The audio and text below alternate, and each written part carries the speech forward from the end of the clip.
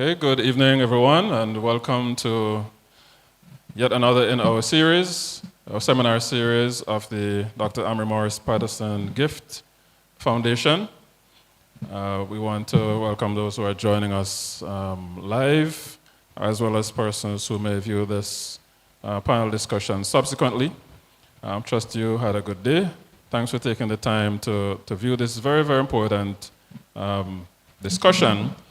We are venturing into, some persons might say, dangerous territory this afternoon in part one of this discussion on sexuality. The title is Solving Sexuality, Realities and Remedies.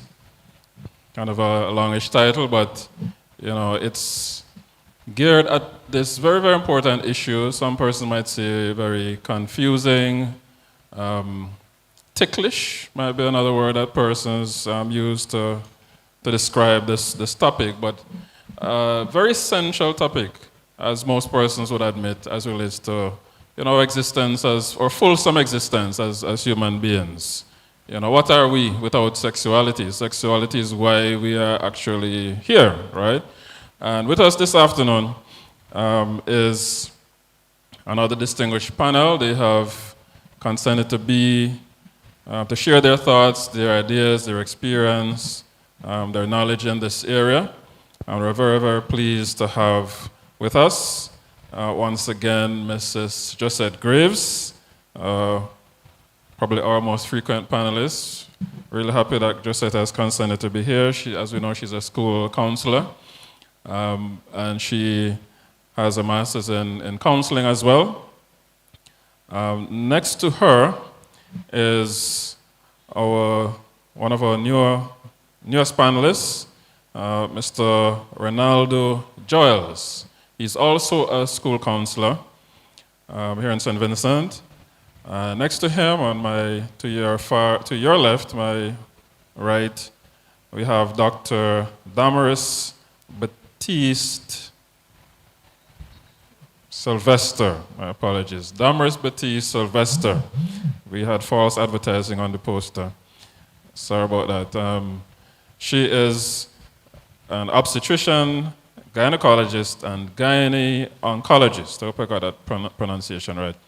So she's quite, well trained in the area of sexuality from a medical perspective, and that's one of the issues that we're going to be looking at as well in this discussion. And last but not least, we have Pastor Edward Smith, ordained minister and counselor. Very experienced in this area, many, many years.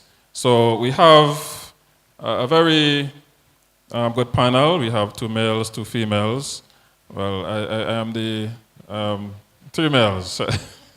I'm not a panelist, but I'm here. If there's a vote to be had, I'll be the casting, breaking the tie, right? So, we thought, as we were preparing to look at this topic, what approach should we take? The panelists will be looking at a number of questions. And it's interesting because whenever we have these topics, so as is the case with most discussions, you have, as you're preparing for a topic, you're doing research, you're reading up, suddenly things come at you, or maybe things that would not have stood up before, they suddenly stand out and you think, oh, that would be an interesting illustration or point to bring up, or piece of research to cite in the discussion. And I was in the pharmacy, a pharmacy here in St. Vincent, and I was looking at, in the book section, I came across this book, titled, Let's Talk About Sex, all right? It declares from on the cover, it's for ages 10 and up. This is the 20th anniversary. It's a new edition of the 20th anniversary, over 1 million copies in print. And the subtitle is Changing Bodies, Growing Up, Sex and Sexual Health. Authors are Robbie H. Harris and Michael Emberley. It's very, very graphical, it might not be the word, but very, very well illustrated. or generously illustrated, maybe a better word. All right, so, it doesn't shy away from depicting nudity in the pictures or the diagrams, the drawings throughout the book. Bearing in mind that it's geared at very young children, young people. And it's also a very good resource, of course, for persons like counselors, teachers, parents, and so on. As you go through it, though, you'll recognize, or you may recognize, that there are some things there that, and you could ask yourself without even looking at the book, let's talk about sex right away. You might be wondering, how does it address certain sensitive topics, body image, sexuality as it is being discussed today in so many different forums. And it is indeed a very interesting book, as I've been flipping through it. So it raises the question, of course, how do we begin to talk about sexuality? So I'm going to throw it to our panelists right away. I've asked them a little icebreaker question and asked them for their opening remarks about sexuality. What do they think about this topic? Are we talking about this too much? Is it overkill now? Why are we doing this again? All right, so to the panelists, what was who was your first crush, if you care to share or dare to share? And, should we be even talking about this again?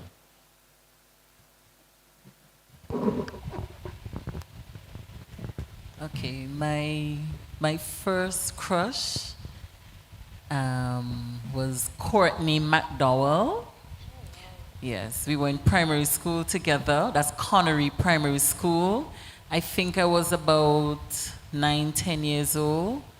Yeah, we were really cool friends, and I think it is at that time I started to become attracted to the opposite sex. And he was the first person I had that attraction towards. So Courtney McDowell, if you're listening. Well, for me, I would withhold the name. But I think it's around the same age, around 10, 11, thereabout. That would have been my first crush. What about you, Ronaldo? Well, I will say maybe it was around grade 1, I think. There was a girl in grade 5, actually, Grade 5 was more serious? No, she was in grade 5. I was in grade 1. Oh, you were in grade 1? Sure. Oh, okay. Yeah, but because of my height, I look at her as big, so... Bigger than the age. Okay. Yeah. All right. But well, I like to think that, I like to begin by letting the folk know that I grew up in a community where crush was not a regular saying, because we were like a commune, and we fellowship one with another. And really it wasn't until like after I got baptized and became a Christian, around 17 plus 18, that I really started thinking seriously about girls, to really fall in love and them kind of things. But in the earlier stage in my growing up in Sion Hill, Mallet Village, we were more like fellowshipping one with the other. Interesting use of the word fellowshipping there. But that's, it was a more communal sort of environment. All right, so we'll get some more explanations of this. As I said in the intro, sexuality is inescapable. It's a part of who we are. But what exactly is it? We want to get a little definition here. So I'm going to ask each panelist to, or whoever feels to go, have a go at this. What is sexuality, and how does sexuality affect our mental well-being, our view of ourselves, and even our spirituality? What are those connections, or how do you see those connections?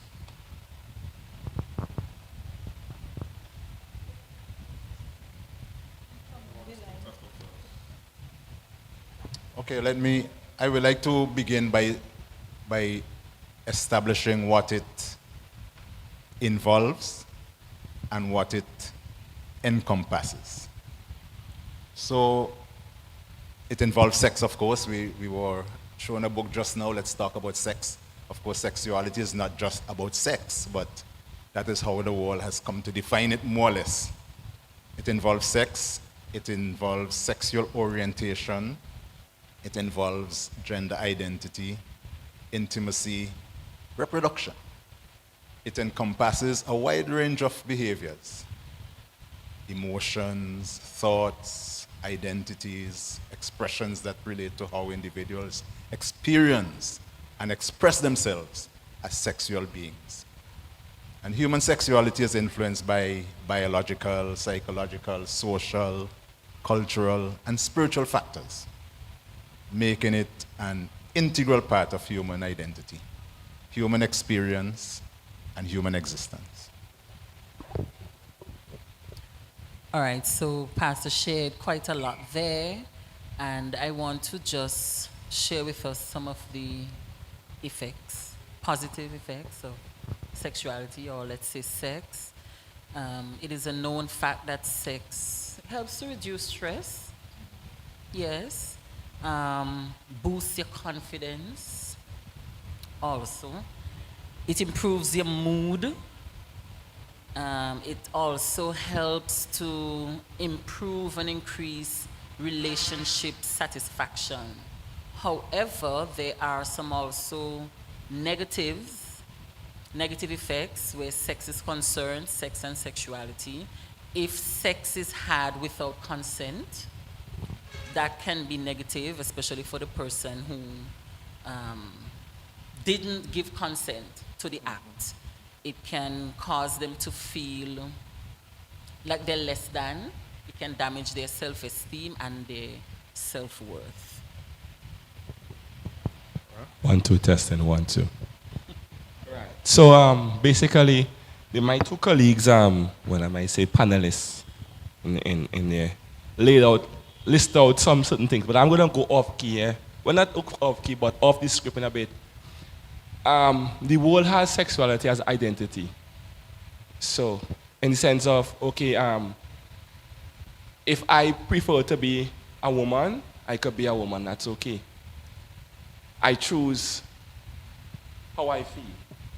So sexuality has come to a point where it's no more what you were born, how you were born and how you're supposed to operate, but to how you feel and how you think of yourself. So it's like it has become a lifestyle as opposed to what it's supposed to be. So you mean it has become somewhat more subjective based on how I feel? Yeah. Not biologically rooted? No. And hence the reason why now they have some parents in the States, when the child comes and say, no, whatever it is a it, person's a it. And when they get bigger, if they choose to be girly, they go ahead. They have training camps where they go and camp and teach them, even have storybooks teaching them that. You know? So it now becomes what, if I want to be, that's my sexuality. That's my identity. I choose. Okay. All right. Yes, Doc? So in an effort not to be repetitive, I would classify sexuality, I look at it almost like a concept map or flow chart. So you have the keyword there as sexuality, and then you have arrows flowing from the word sexuality. And what it encompasses is really sex. So, you know, the act of sex, but not just the act, but also male versus female, so your sex. Also, what you identify as, so your gender identity, your sexual orientation, whether you feel attracted to same sex or whether you feel attracted to the opposite sex. It has to do a lot with reproduction as well, the act of creating life. It has to do, the act of sex has to do with also receiving and giving pleasure, intimacy, and eroticism. So all of those key flow chart, or all of those parameters stem from the word sexuality. You asked us about issues or your exact question was, how does it affect our Psychological and spiritual. Yeah. psychological and spiritual well-being? So Josette touched on the positive aspects of sex on your mental health. But also, I just want to raise the point that there are also very negative issues that could result because of issues in your sexual health. So for example, you were raised to recognize that, you should wait until marriage to have sex, but then for whatever reason, whether you were molested or whether you consented to having premarital sex, which happens to a lot of teenagers, then the shame and the guilt of that can also lead to issues in sexual health.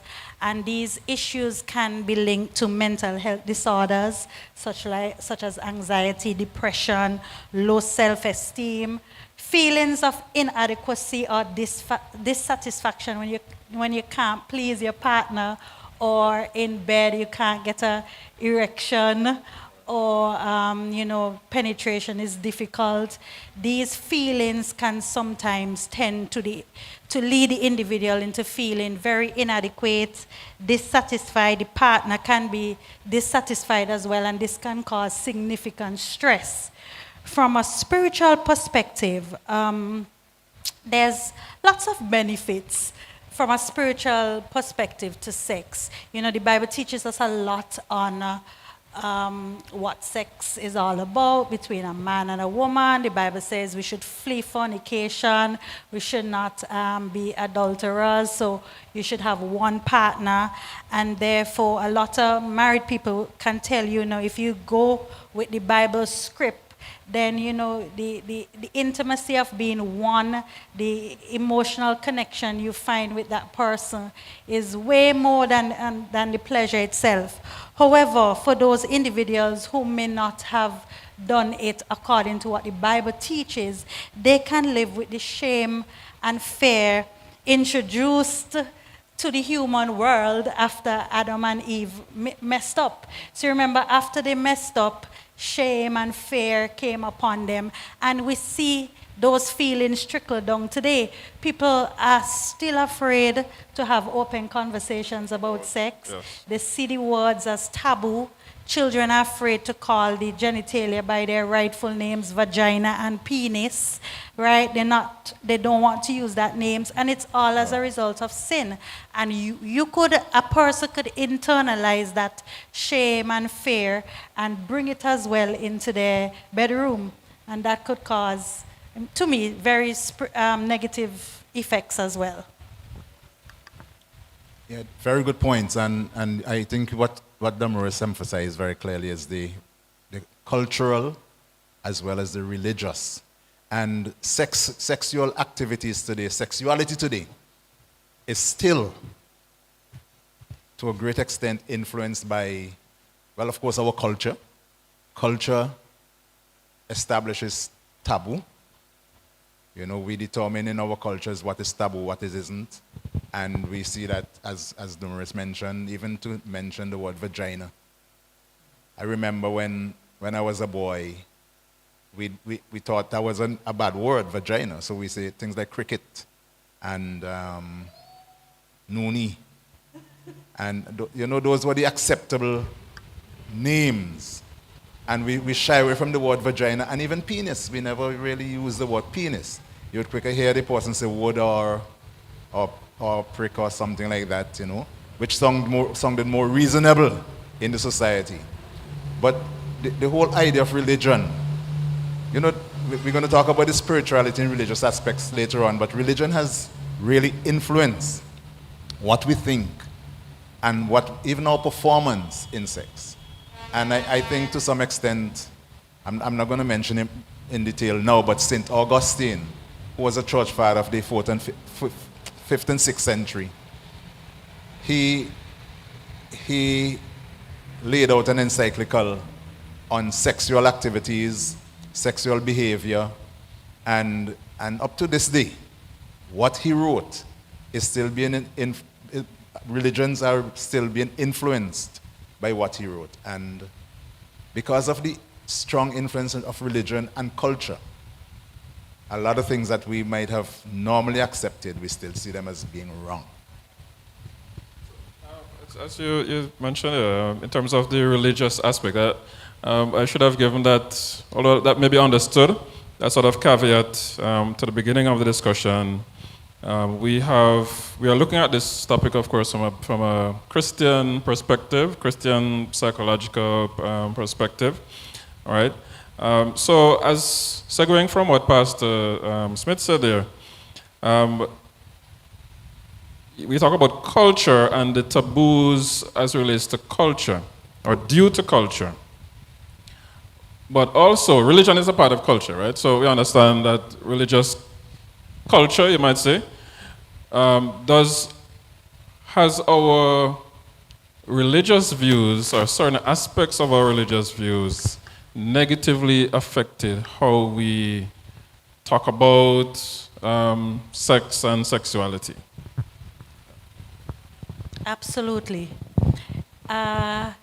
You would tend to see a lot of Caribbean parents telling their children, study a book, is book, not especially the girl children, books and not boys. And then you recognize, you start to experience these feelings at puberty. You start being attracted to the other sex. What do I do with these feelings? Because all you could hear is your parents' voice saying, now bring home the boyfriend, or is books. And the parents tend to not address what is actually happening to their children. And children are afraid to openly talk to their parents about what they are feeling. Like you feel a tingling in your breast when you see a boy pass by, or all of a sudden your underwear gets, damp. Right. These are all a response to different sexual feelings that you can encounter.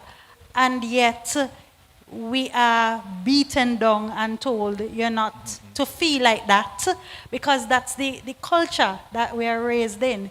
You are told that, if you start to experience those things, then, you're not following Jesus. Right. So, I'm the youngest on the panel. I'm the youngest on the panel, so I'll go deep, right? Now, if we're going from a religious standpoint, we taboo it in our churches. We don't talk about it much. And then when the children are going to express themselves, no. I told a group of children that some weeks ago, right? If the parents, the children stay in school more than home, right? They have school more. But there's a place between the school and home, which is called the streets. When the streets teach sex, that's it. Very true. Mommy could pray. Pastor could pray. When the street teaches sex, that is it. Because if you love me, you will give me it. And if you don't give me it, you're a joker. Mm-hmm. Right? Mm-hmm. And you have to try it first. So how are you going to know how do it take? Mm-hmm. That's what I'm saying. Yeah, that's so now, a group of girls line in. Josette and her lineman, right? And next girl come. Josette has experienced one in the field. She never experienced, but she lying. And Josette believe her. A new one come and hear all them talking and go and try it and get pregnant. And she say, boy, you're stupid. You go do that? And Josette, you know what I mean? Because in your mind, you can't be left without the crew. Because the society pains that, as a woman, it's also experience that. And it's not taught at home, because I've studied that. As Miss Butty said, books and boys don't mix. But one time to get married, what happened now? You don't know how to operate, so now you become a professional student. But wait, just to cut in a little bit, I've heard young people say, all right, when we, at certain occasions, when we have discussions like this in church, sex again? I don't know if you ever had that experience, but I've actually heard young people say, but no, but we're talking about this thing too much, right? In their eyes. So I'm trying to balance that with persons saying we're not talking about it enough. Maybe it depends on the context. I was just going to say that is the context, because from a church perspective, and I grew up in this church from a child, probably in the womb, right? And all that I would hear from the pulpit, the majority, is to flee fornication, right? So we beat our young people with the Bible. Flee fornication, flee fornication. But we don't address what is happening to them. The truth is, this is what I am feeling. I am attracted to this young man. I like him. I dream about him. My body is reacting to those thoughts. What do I do about that? Right? That is where I think as a church, and for some parents, I think that's where we are failing miserably, because our young people, they have no way of expressing themselves, and so they go and they experiment because nobody tells them, nobody sits down and be real with them. And I think the reality too is that even when you have discussions in church or even in school, open forums, that may not be the place to deal with certain issues that young people, some of the issues that young people are grappling with. Because when I say not the place, sometimes the young person might need some individual, like one-on-one, discussion. Some of the things they may not be comfortable raising in a public setting. But we can look at it from a general perspective. This is what happens at puberty. Right. It's because of the biology of sex. These hormones that peaking more than the others. So this is normal. We could look at it from that perspective. Agreed. Yeah.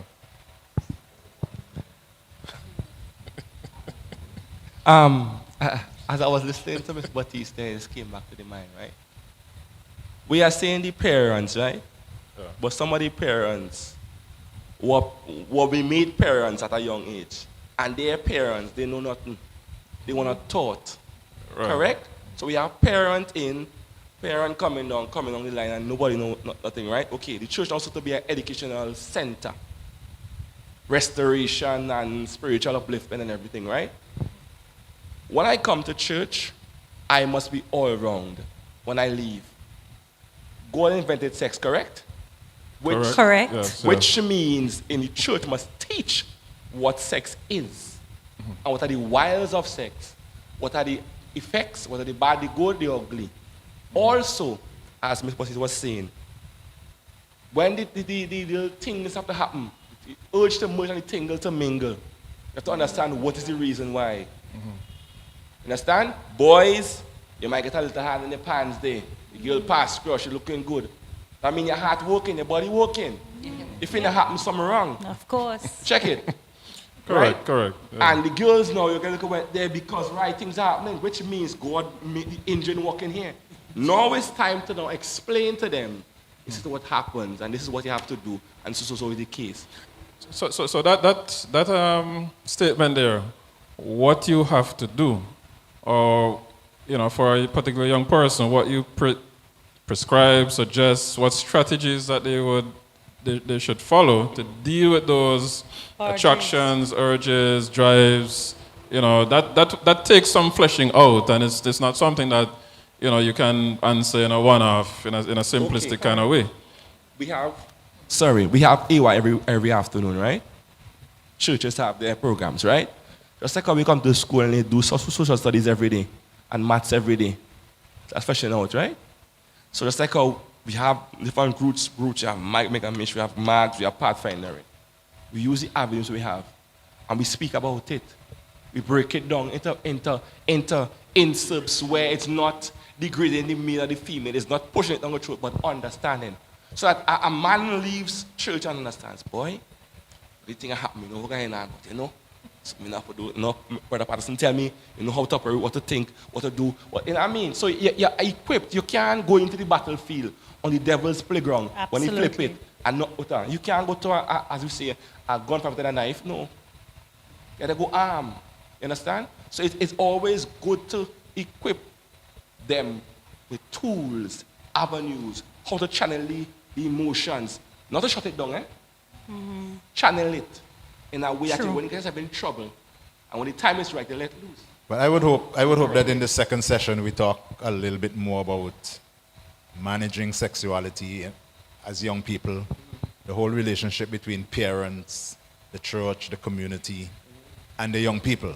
Because there's a real serious and powerful irony in the whole thing of sexual development, in that soon after puberty and the development of the brain, that part of the brain that controls sexuality develops rapidly. And a young person's sexuality, well, a person's sexuality, he or she is at their peak between ages 15 to 20. And that's the irony, because that's the period of time when we as Damaris mentioned, we go in the pulpit and we tell them flee fornication, flee lust, flee masturbation, and those kind of things. But managing that, and by the way, the word teen, I understand, came from the Old English Anglo-Saxon word theona, which means turbulence. And teen is the most turbulent part of anyone's life. No matter what we say or what we do, we have all gone through there. And it's the most turbulent part of a person's life. And during all of that turbulence, young people have to manage the whole aspect of sexuality, especially in the church. Don't have sex. Don't play with yourself. Don't this. And well, now that it has gone out of the back door with the opening of the communication with the media and the cell phone and Wi-Fi and pornography and all that. So managing it has really become a big problem. But I want to say something about the whole idea, briefly, because we can talk about it in details later, the whole idea of masturbation. I am not saying it is an evil thing, but if we are going, because of that peak in sexuality, it diminishes slowly, Josette and others. It goes slowly, so don't worry yourself. You still have a lot of years to really enjoy it. But after 20, 25, it begins to diminish. So at the peak now at teenage, when they are the hottest, that's the time when we tell them to abstain. And we have to be able to balance it with parental, community, church, well, the whole community system has to come, ministry, education and stuff, with managing the idea of sexuality. And it is really out of control because we have not taught young people to manage it. All right, I want to make a point before we get too far ahead and the point becomes irrelevant. So my point is related to what Ronaldo mentioned about the streets schooling our children. I just want to share an example, a real-life example of a child. I was in a Form 2 class, not the school that I'm presently at. I was at a co-ed school, boy and girl, and I was teaching HFLE. And we were looking at sexual intercourse, getting pregnant and all of that. And one young lady said, Miss, I can't get pregnant because when we finish having sex, all I have to do is just squeeze my navel and the semen runs right out. I can't get pregnant. That's impossible. Another one said, all she has to do is to just put her legs up. Put her legs up, and I don't know, I don't understand how. Right. I don't know. But the point is, they were taught that. Not at school. I don't think it was at home, but that's what they perhaps learn on the street from their peers. And there is nothing that I could have done in that moment as a teacher to convince her otherwise that what she learned was wrong.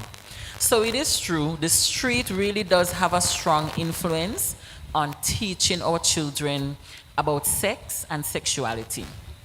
It means therefore, as parents, we have to beat the streets. We have to do our part first before the street does the teaching.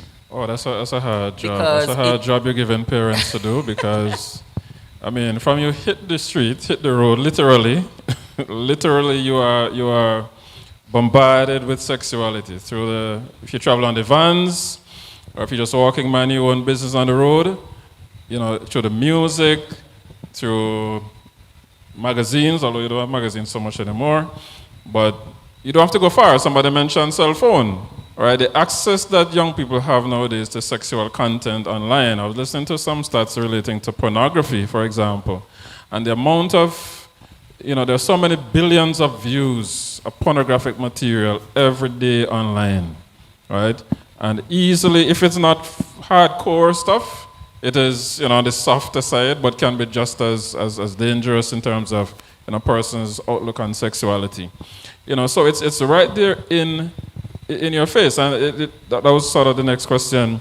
Is our culture oversaturated with harmful sexual content, or are some of us just too old-fashioned or too Puritan? That might be a different, another word, in terms of how we're looking at sexuality. Are we making much ado about nothing? In our carnival culture, some persons say there is even a rape. I hear talk about a rape culture in our society. Is that really true? And are we oversexed, so to speak?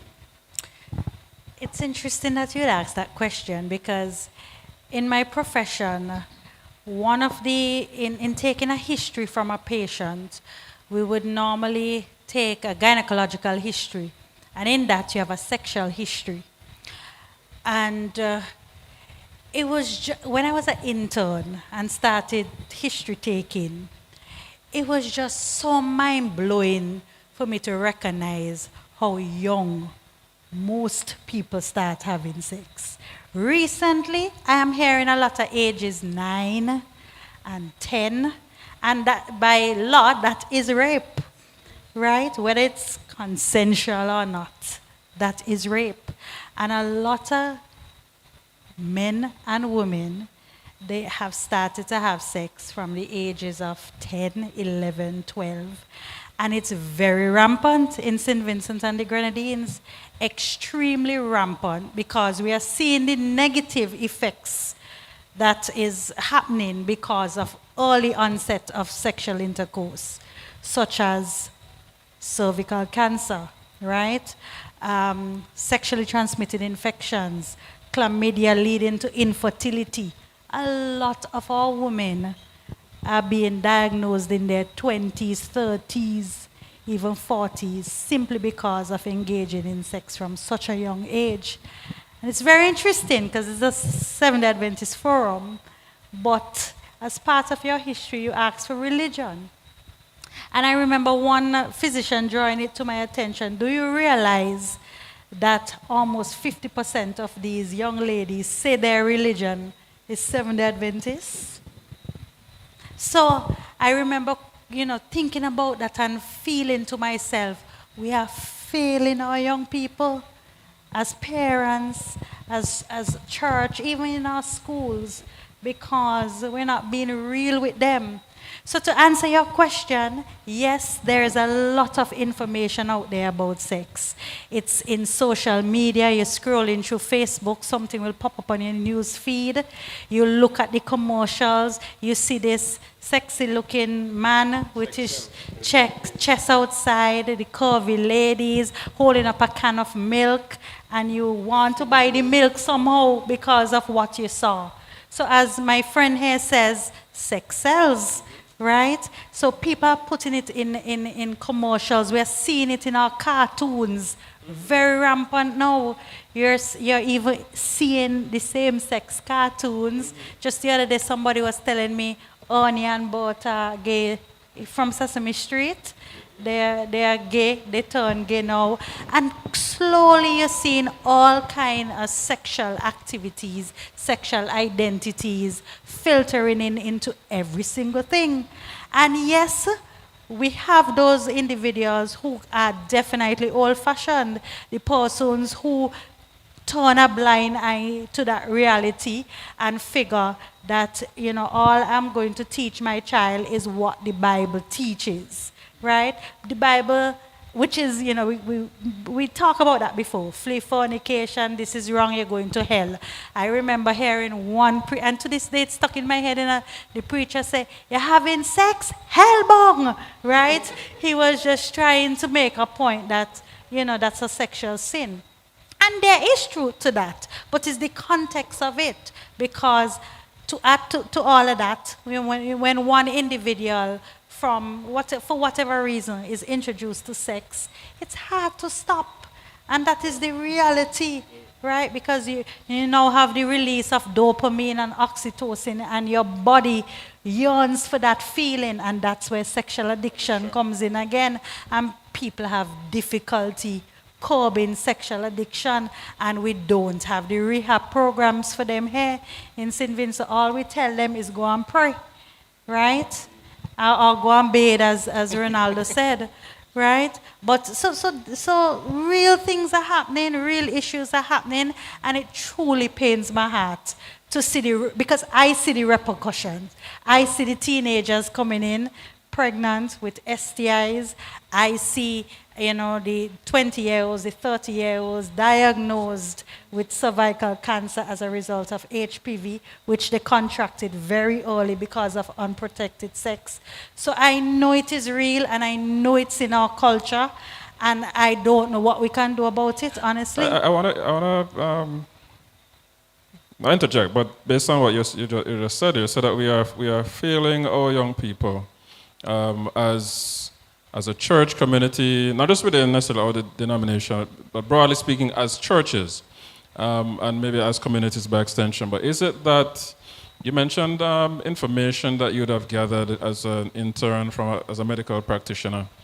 I'm wondering, is that information, how much is that information really being conveyed in terms of making the connections between, okay, this is the sexual behavior, and it is leading to these consequences. So, for example, early onset of sexual activity can lead to this kind of result in terms of possibly cervical cancer, and apart from the psychological, issues that you can have. The Ministry of Health by itself, I'm not blaming the ministry per se, I'm just saying, in order for us as spiritual leaders then to be effective, we need to get ourselves more information then. True. From the medical practitioners, from the psychologists to better equip our young people. How do we bridge that, bridge that gap, so to speak? Yeah. Well, it really calls for a lot of educational programs. And, as we were chatting a little earlier, you and I was telling you, I just came from a school because they asked me to speak about it. And more, we are trying now to go into the district polyclinics, talk to them about these issues, the effects. It takes looking at the statistics. It takes a team effort to recognize this is what is happening, and this is now a public health emergency, so therefore we need to do something about it. I know the ministry is trying now, but a lot of people are just overwhelmed with a lot of responsibility. But I think something is being done as we speak. Or going forward, we should be seeing a lot more educational programs from the health promotions unit, etc.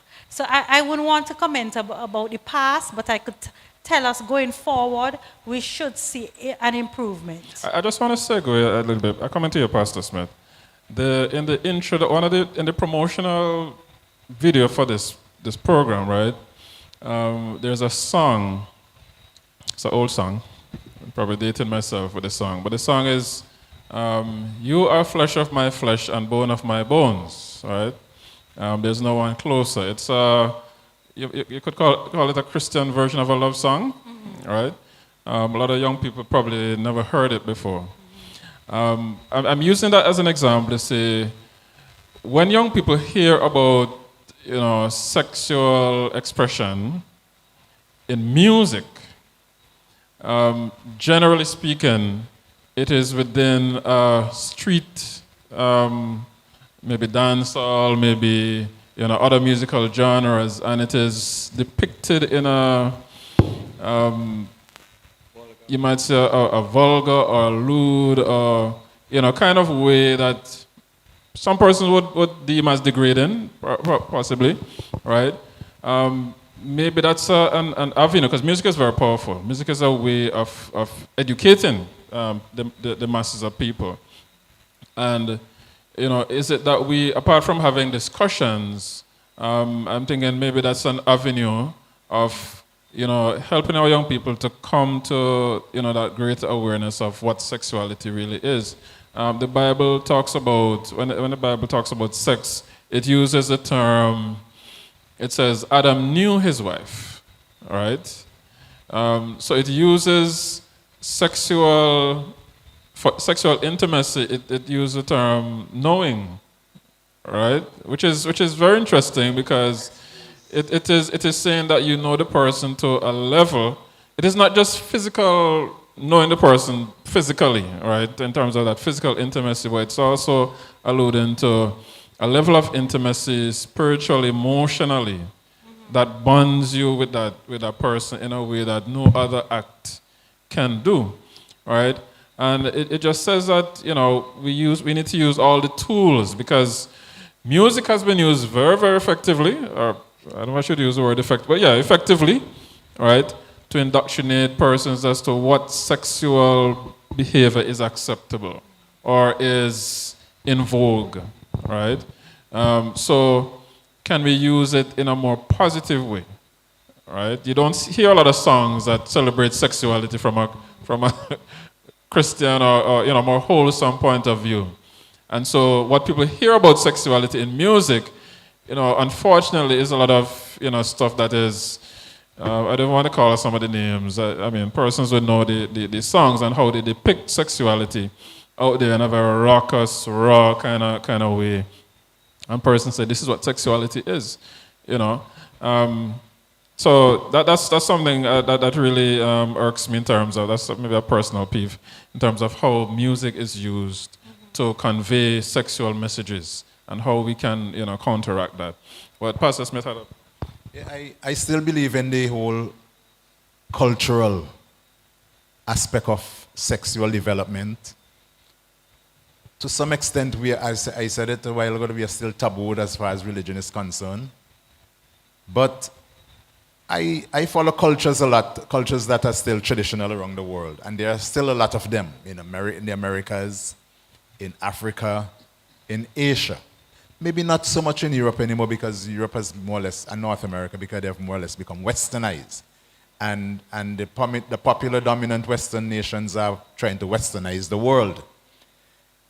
But what I noticed in the traditional culture still, they focus more on the positive aspect of the young person's development. I have not done personal research as to how successful it is, but I know, for example, among tribes in South America, when a man is old enough and he's given the rite of passage, he takes a wife. That is as young as he can become he reaches puberty and has shown signs of manhood. He takes a wife, and divorce is very low among these people. They don't focus a lot at the time on dressing and how you dress and all that kind of stuff. One day I was doing a research for young people, and you mentioned pop-up a while ago, and something popped up before me, and I have always looked at it to some extent because of the impact it has on the society among the Zulu tribe in South Africa. I don't know Southern Africa, I don't know how many of you may have seen or heard of reed dance. It's very prominent around now because it happens around September every year. But the reed dance is a festival that young women look forward to in Southern Africa, because in Zimbabwe, to some extent, it is in Botswana, but the Zulu tribe. And what the Zulu tribe do is that they teach their young girls that chastity is a beauty, that their body is beautiful. And once a year, they have the reed dance. And the girls confidently take part in the reed dance to demonstrate that they are virgins. It might be old-fashioned to some extent, and the West is really breathing down the necks of the Zulu tribe too. This abuse of young women, abuse of a culture. But the point about it is that the people are proud of it. The older ones are proud of it, and the young ones are proud of it. And they maintain their sexuality. They don't, during the reed dance, the girls don't hide their breasts because they say their breast is part of their beauty. In the West, we say it is a sexual object. In that tribe, they say it's a beautiful thing to have a breast, and so they proudly show it during the reed dance. But the point is that the reed dance emphasizes chastity. And the girls look forward every year to take part in the redance. So what they do during the year? They keep their bodies pure. And that's interesting, and I would if you have never done it, you take a look at it in YouTube. It happens every year around this time. And I always say I would like to go to attend, not because it's not vulgar, it's not sexual, it's just proud people demonstrating their culture and their tradition. And I always promise myself that one of the things I like to have as my bucket list is to visit the Redance Festival 1 September. But the point is that the more positive a society is, a community is, the more positive that we see sexuality, the more positive that we instill it in the minds of our young people, and we need to do it. We look at it too negatively. And once it becomes that positive aspect, I still believe that even though we have gone far in the West, if we can still emphasize that positive aspect of sexuality, I'm not going to go into it deeply now because I still think that we should focus on it in our second session with the young people and their sexual development and so on. It might just work, but we have a long way to go to repair it. Yes. No, I was going to say, that's a very good point that he's making, because at the end of the day, you could imagine if you and I say, let's organize a redance here in St. Vincent.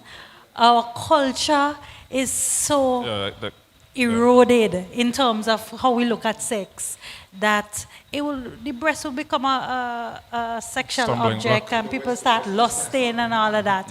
But in that culture where you don't have the influence of the media and the streets negatively putting damnation on sex, you can see how individuals think. The Bible is really right, as a man thinketh, so is he.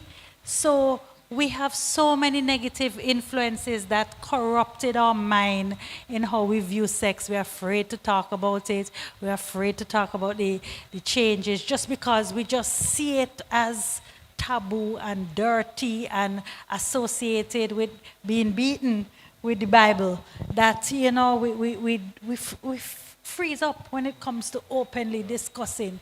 But I would also love to go and see that, right? Oh, you can Definitely. see it online for now. Yeah, so clearly that might take us off into a different discussion. But we'll come into that when we deal with pornography. We're going to touch on that because nudity, that's another aspect of sexuality that has, in our Western, not just Western world, but generally speaking, clothing and sexuality is a whole, topic of discussion. And it's a way in which persons choose to express their sexuality. Now, it may raise issues there again of, how far do you go? What boundaries do you set? And how, based on the society that you live in, the norms of that society, what obtain. As you mentioned that redance, I immediately, of course, our carnival came to mind. And persons might say, but, carnival, people are just, freeing up themselves, right? Of course, there are different messaging. As you mentioned, there's different messaging that is coming through in a lot of, not just the carnival dances, but also the music, the lyrics that is coming through a lot of the carnival music. So it's sending a certain message about, lewdness, just sleeping around. It's a different kind of messaging that you're getting that is, I think, contributing to some of these things that the medical fraternity is seeing in terms of negative aspects of or expression of sexuality, leading to real world adverse consequences. So something you mentioned earlier, when you mentioned the Bible talks about flee fornication, that's the messaging that we send, and it's an important messaging, but we need to unpack it. I think that's one of the things, right? So the Bible does say a lot more than flee fornication.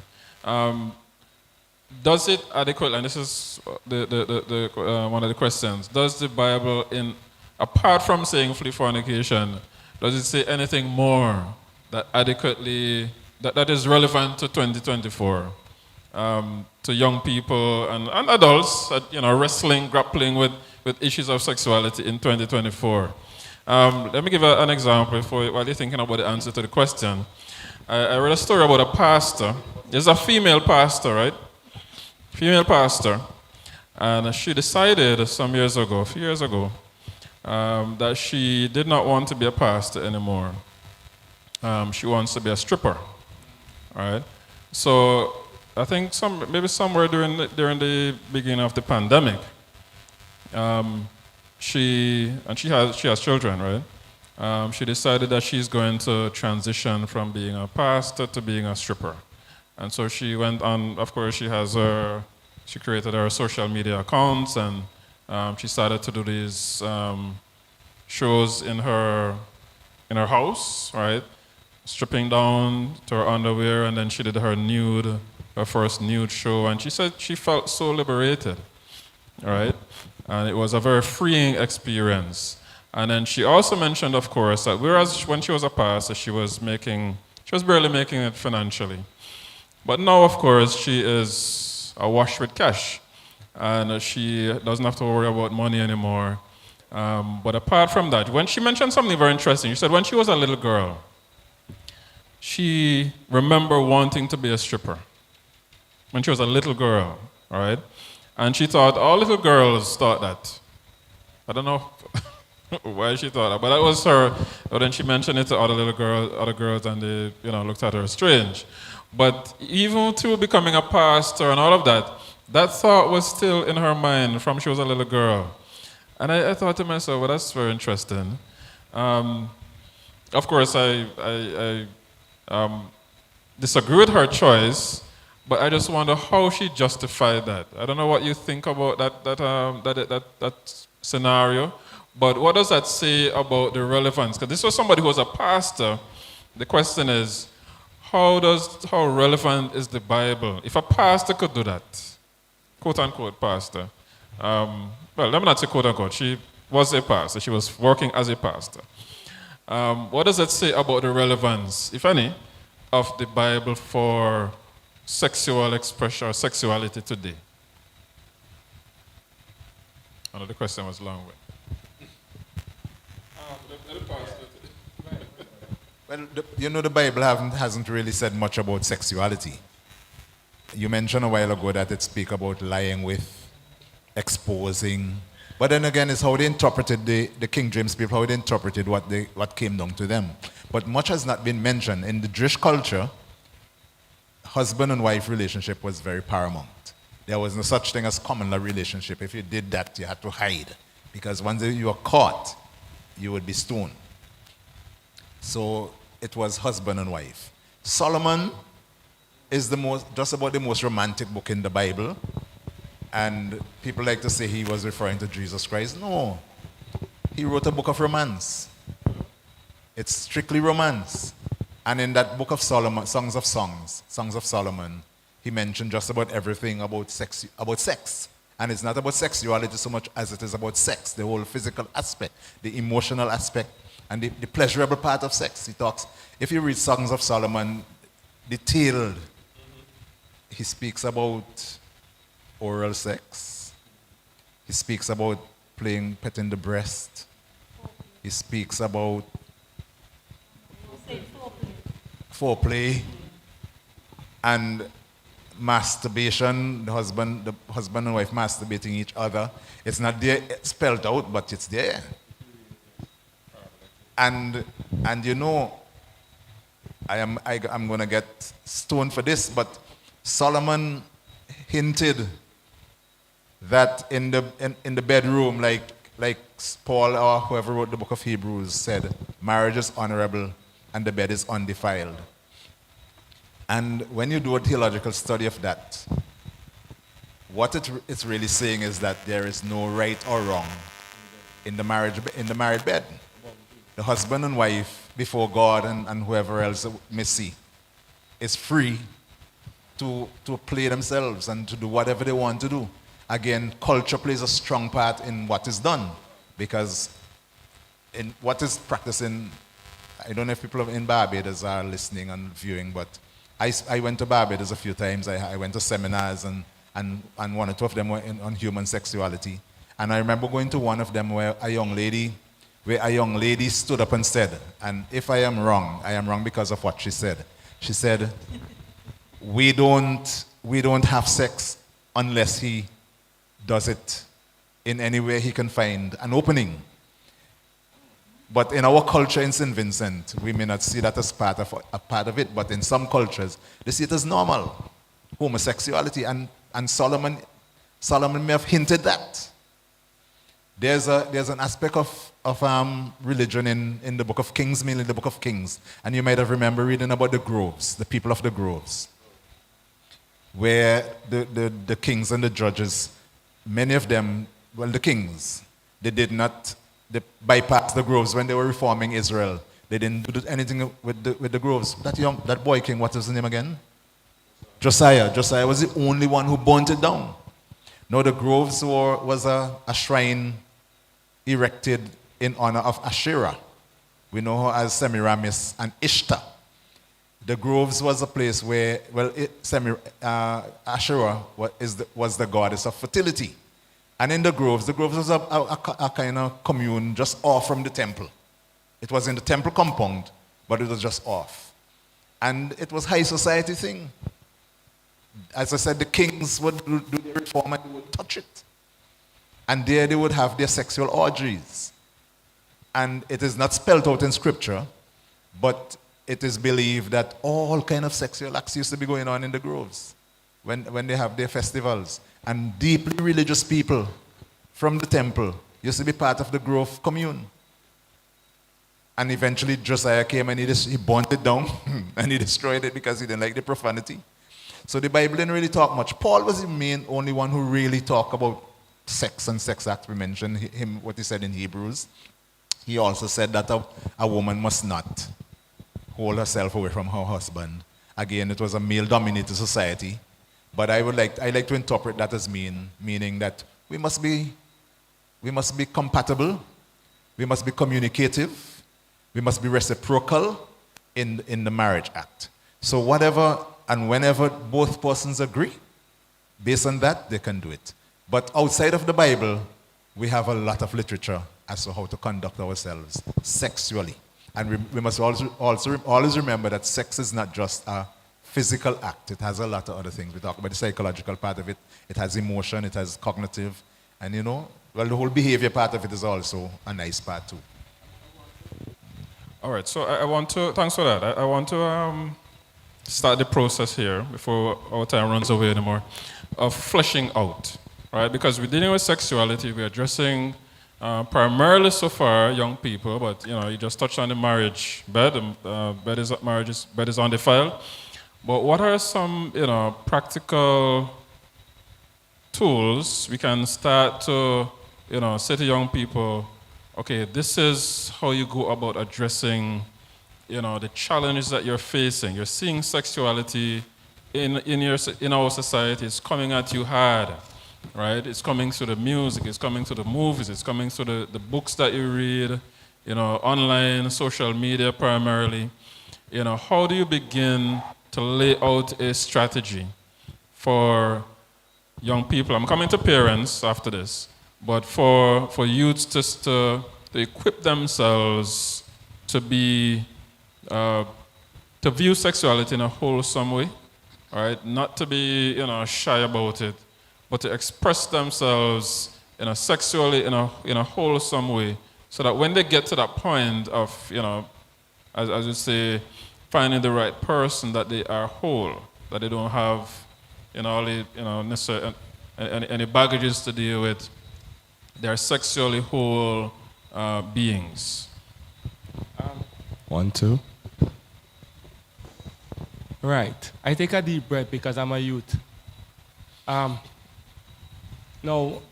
before I go further, I will come back. Sometimes the adult will behave like they just dropped from the sky and start to walk. So they forget that they were young one time. Good. Now, the society, as we said, paints a picture of no self-worth. Because Carnival depicts no self-worth. on a regular day, Joseph will go and sit down on the pavement. That's dirty. On Carnival Day, everywhere is clean. We sit down anywhere. Right? On a regular day, you wouldn't go with something in town like that. But on Carnival, it's okay. No. I don't want to go. Sorry. I don't want to go within the whole meaning of Carnival, because that's a different story. But if females and males are taught worth of themselves and what they have, it's a different, there'll be a difference in me just opening my leg for somebody or for a man just to go and just, because I know what I am, who I am. But then parents, on the other hand, don't even know as a parent their own self-worth, because some of them, because they were parents so early, they're trying to fight up now to be young, make back up. So you find, this is my mother. For instance, this is my daughter, right? A daughter, right? And Josette is trying to wear the hottest dress to outshine the daughter. Or Josette fighting in the road with the daughter for a man, a young boy, past lower down than her age. So, if you understand, it's about catching up, and now we go to the space of sex being the state. It's like a breath of fresh air, anything is anything. Mean that it has long time now, sex is only for people who married. Understand? And if you touch a girl, she feels she'll get pregnant, so you can't touch in that kind of way. Right, wipe up the skin and blow up the skin, because that was how it was.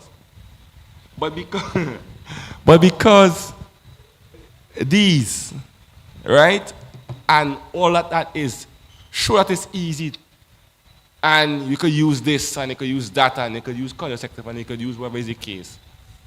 It has come to a point where sex comes like nothing. It has no such a sense of importance about sex. You know? So it's like it was more sacred then. No, it's not sacred anymore. It's like wherever is wherever. It's like eating biscuit. It's casual. Yeah. It becomes very casual. It reminds me of that sitcom that used to be on TV years ago, Sex in the City. Mm-hmm. Right? And a lot of these sitcoms, they depict sex in a very loose, kind of casual way. Multiple partners, people. It's normal. Yeah. And long time you couldn't go and buy condom. You understand what I'm saying? Yeah. But you could go and buy condom at 16, 15, 14, 13. Chuck you up. Yeah, make a slam there. Or get it for free by the health. Clinics. They're giving you a whole box. You understand? So, I want to know. They will say, well, if we not give them, they will do it still. But giving them is a saying, go ahead, do your thing, but be safe now. There's no more of, no, you can't tell a young man abstain. Once, I will use street terms. Once you dip in the sauce, that's it, See what I'm saying? When Adam ate the fruit, that was it, He saw what he was supposed to see. He was shocked too. You understand what I'm saying? So it's the same thing. We were born with a veil. When we dip in that sauce, it's okay. It's like cocaine. One time. Next time, and next one. So you're trying sex with one partner. Then that boring. We go with two. Yeah, that's what's being promoted in the culture. You understand? Yeah. And it continues now till now you go off the rockers now. Let me add an next partner of my same sex now to see how we go. Now they have a thing now where wives pegging husbands. You see me? Heard about that? What? Sorry, repeat that. wives putting on strap on and pegging husbands. Okay. Reverse roles. You know what I'm saying? So now women are taking about manly roles. And then they have the bondage where the woman on the man like a dog and they pull him on the road like an animal. These things. So sex has been evolved. It get boring. Why it get boring? Because it has been done too much times without any sacredness. Anybody doing it? They have to evolve now. So they keep going up. So it was one partner, now it's two partners. Now it's same sex. Now it's bondage. Now it's beating. Now it's strangling. Now it's squeezing neck. Now it's tying with the rope, hanging. So we're essentially Yes. competing now in terms of we know what is God's ideal, right? Because the Bible clearly outlines God's ideal. And we are competing now in terms of taking that message out because that message is now boring, right? That message don't have any substance because of how fast sex has evolved. So now we have to try to capture our young people from teenage years and even childhood, right? And where should they get their information from? The education system has a role to play. Parents have a role to play, a significant role to play. Even their peers, the company they keep, right? We as, well, I'm not a parent, but parents have to be responsible with knowing who they're leaving their children with, right? Who would babysit, who would befriend them, who will come over to play. Parents have a responsibility to always be in a supervisory role. And I cannot forget the church.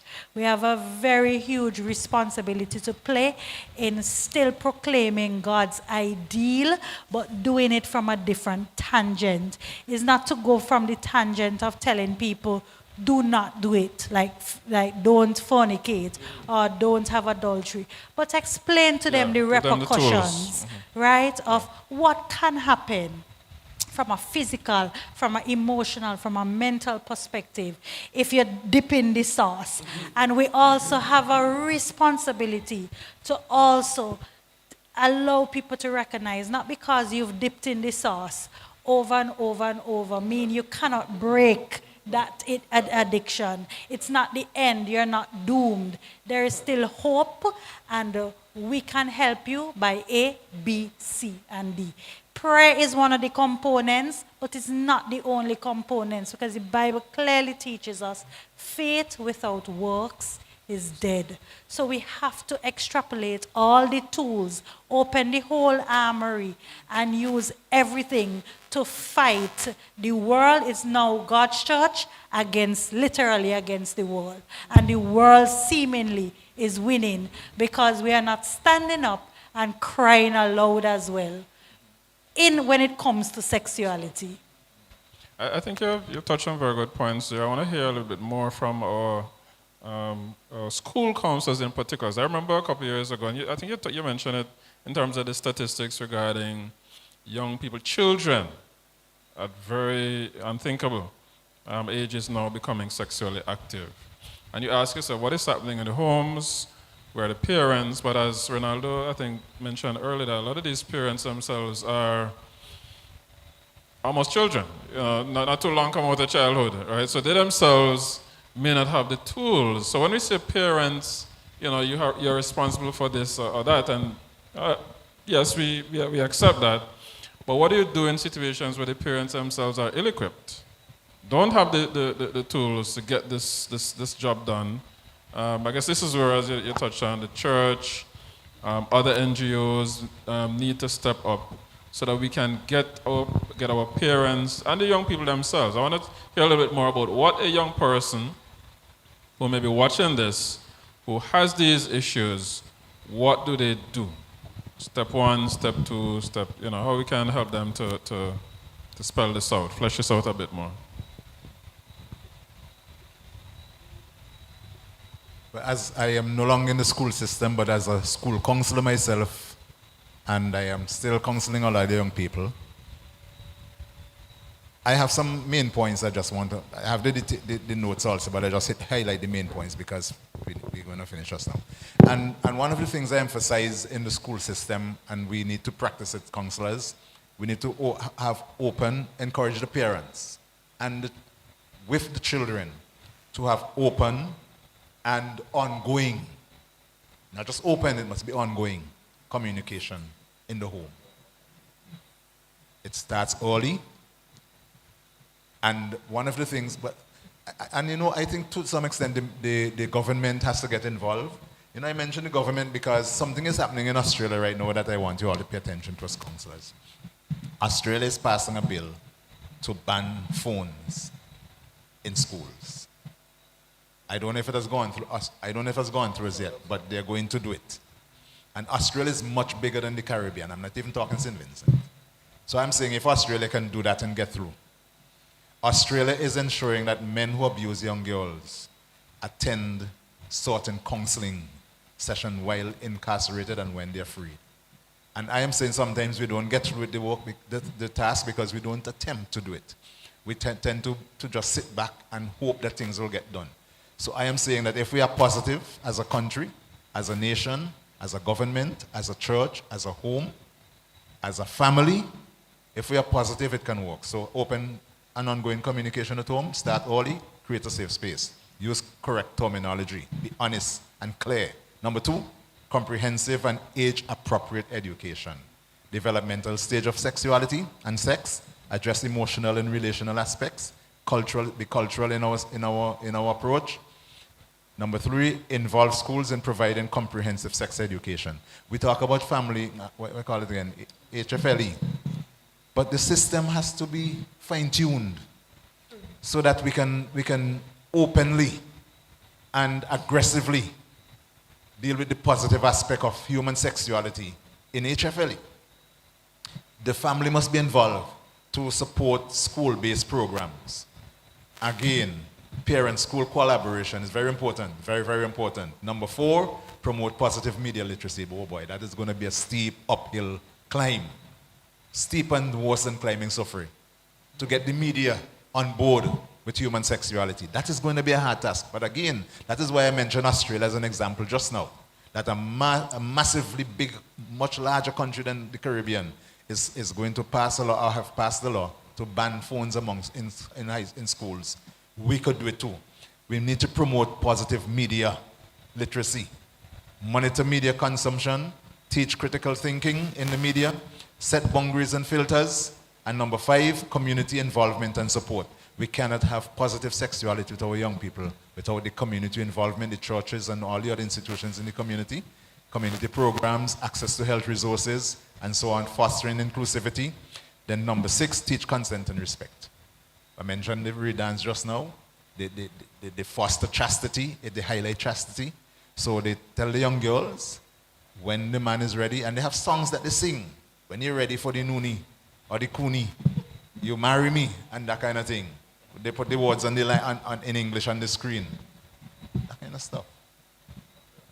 Yeah, we have to be positive about it. We're too negative and too taboo with sex in the community.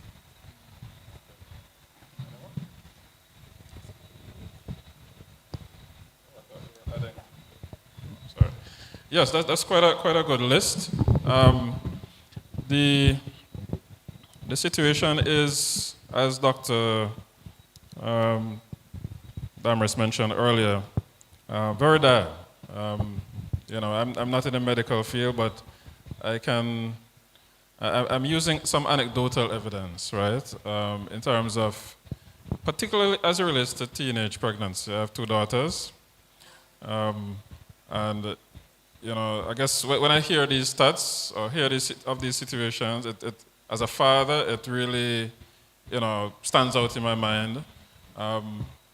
We would have tried our best as parents to raise our daughters in a particular way, from a biblical, with biblical values. But then you send your children out there into the world, they're exposed to all kinds of influences that you may not always have control over outside of the home environment. So you just pray and hope that the values that you try to instill, they have actually internalized them, and they're living by them. So the challenges are huge. There's just so much coming at you as a young person that you have to have a sense of, Joseph comes to mind, right? How can I do this great wickedness? Whenever we discuss this in church, and the story of Joseph comes up and how he ran away from, the advances of Potiphar's wife, you ask yourself, if I wasn't, as a young person, if I was in that situation, what would I do? I mean, you hope you would have... Ella, I need to just interject a point here that we need to emphasize. Joseph, it didn't just happen to Joseph. We talk Right. about family and training and culture. Joseph had to have had somebody telling him about the Right. value of sex And he owned and that. the, He, and he the had to own it. importance Yeah. of loyalty and chastity and loyalty to one spouse. And so he had to have had some knowledge in his head about it. That had to be embedded in him from he was, I mean, he was a young man still, but from he was much younger, that he had a divine purpose. All right, so that was greater than his sexuality. All right, so that really says something to us about how much we need by whatever means, viable means, available to help our young people to own their sexuality, to be proud of who they are, who God made them to be assured of that. We'll get into next time about issues of where they may be confused about that what their sexuality means or who they are sexually. But final thing I want to touch on, the parental. Well, I think you touched on it briefly. The parental role. We know some parents may not have the tools. If they don't have the tools, where do we recommend they go? Who should they interact with in relation to their particular any issues that they may be having with their children? Well, you said it. Some parents may just be ignorant. They truly may not know, right? So, like what to say to the kids.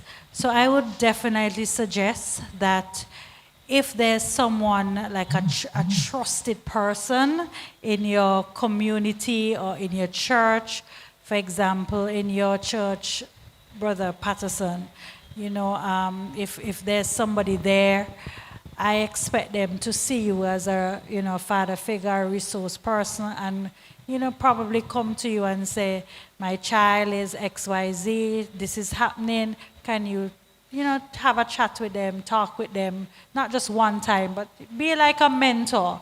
So there are individuals who could stand in and give counsel when somebody truly may not know what to say. Other people may be very uncomfortable with the talk or the conversation about sex just by how they were brought up. Their parents may not have mentioned it at all. And so they're afraid it don't come easy. They stutter, they shake. And that's okay as well. There are lots of resources out there. There are lots of books. I remember my dad was, he wasn't overly communicative about sex, but from the time I was in single digits, I had a whole pile of books, a library on becoming a woman, Yes. what to expect. So I had the tools there that were important for me to understand what is happening by virtue of reading. So, you could invest in some of those material for your children so they can read them.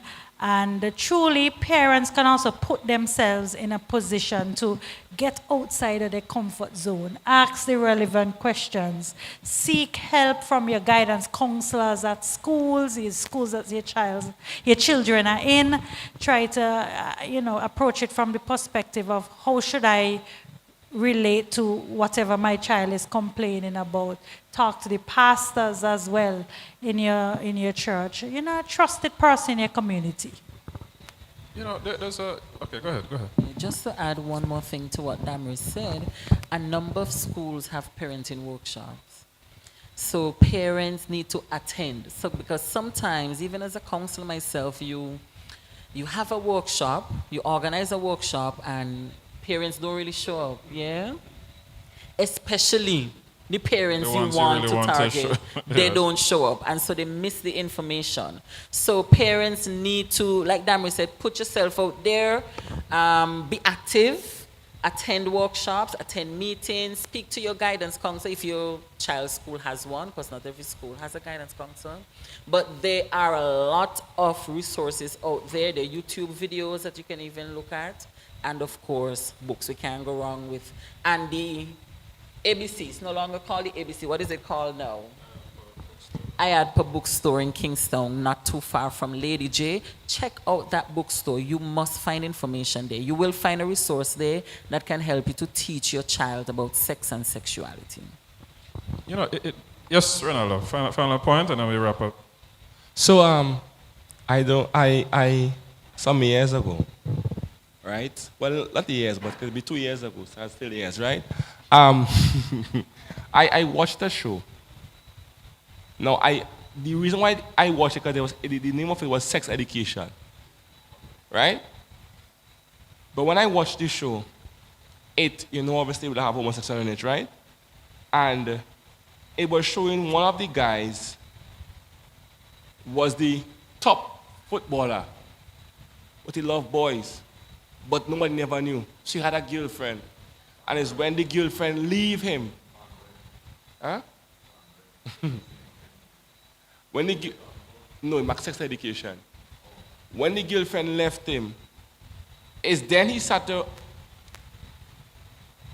act up towards the guy he used to punk, who was gay in the school. He meet him in an area and what happened, right? No, homosexuality, right? It's less taboo than sex. True.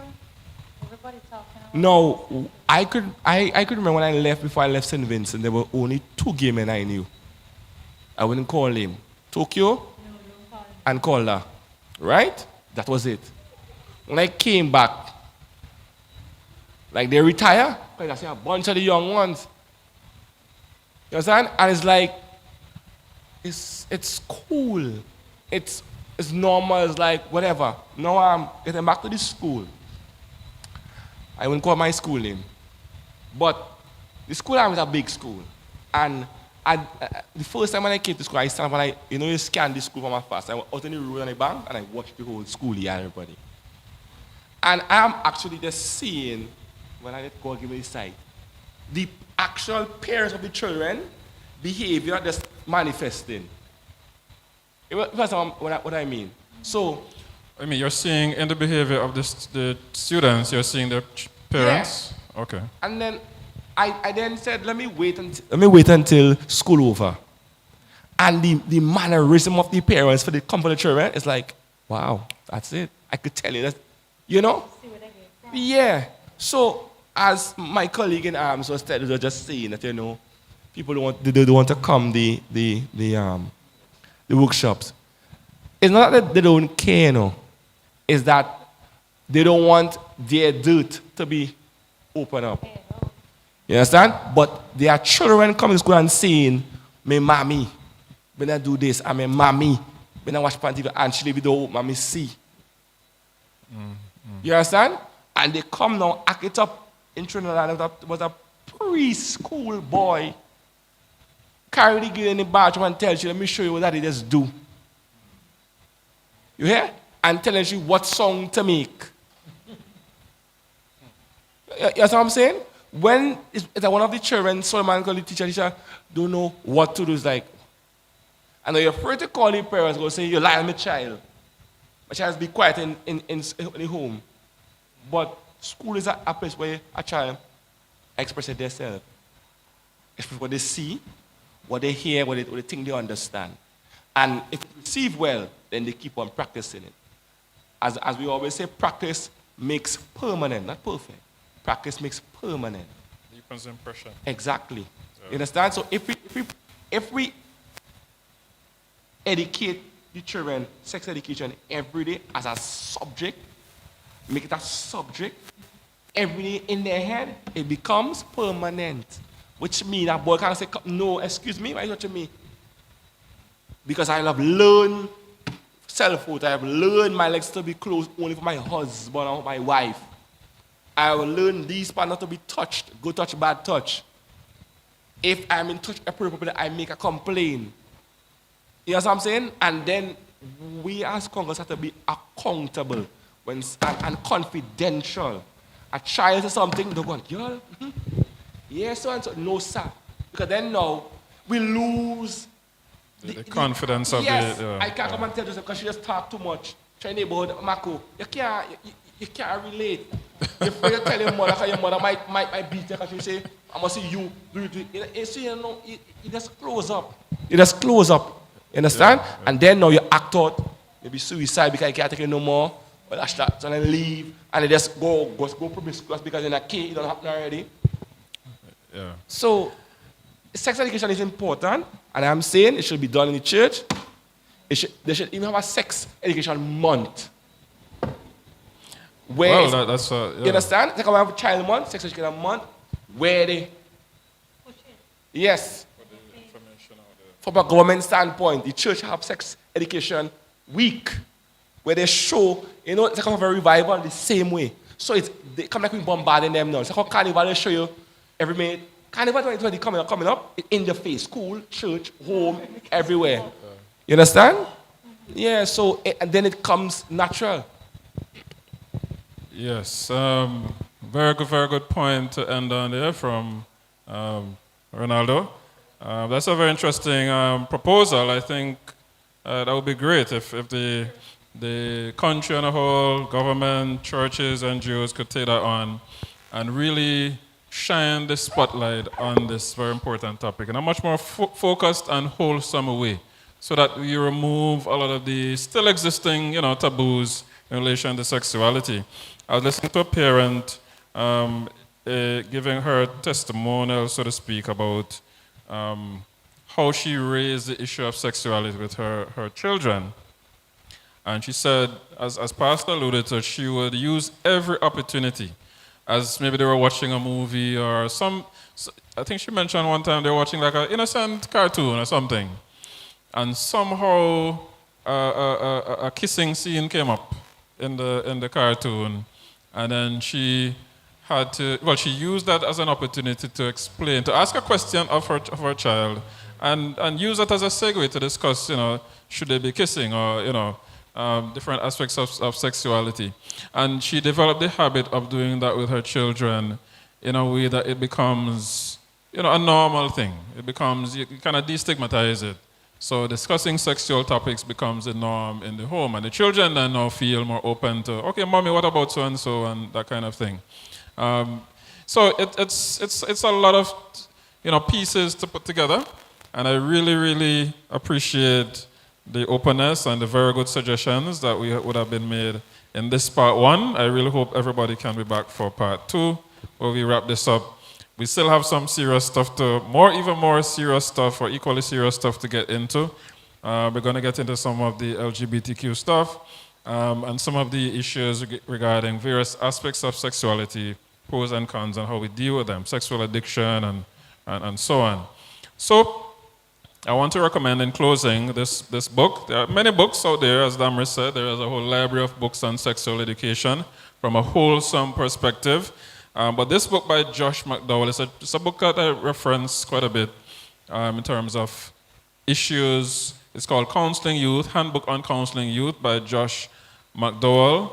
Very good book for counselors, teachers, parents to use. You can get it online or hard copy, right? So educate yourself. I think that's one of the key points we're taking away here. Parents, teachers, counselors, just general persons. If you want to help a young person in your family, educate yourself, all right? And maintain that open communication with them. Communication is key, all right? Especially when it comes to sexuality. Sex is a language, all right, that God has given us to express ourselves, to express creativity, all right, and express our humanness, all right? But we need to do it within a healthy, framework. And we have really gotten off to a good start here this evening. Thanks again for those who have tuned in and who will view. And please join us next time for another seminar series discussion. All the best and take care. God bless. And we'll see you soon.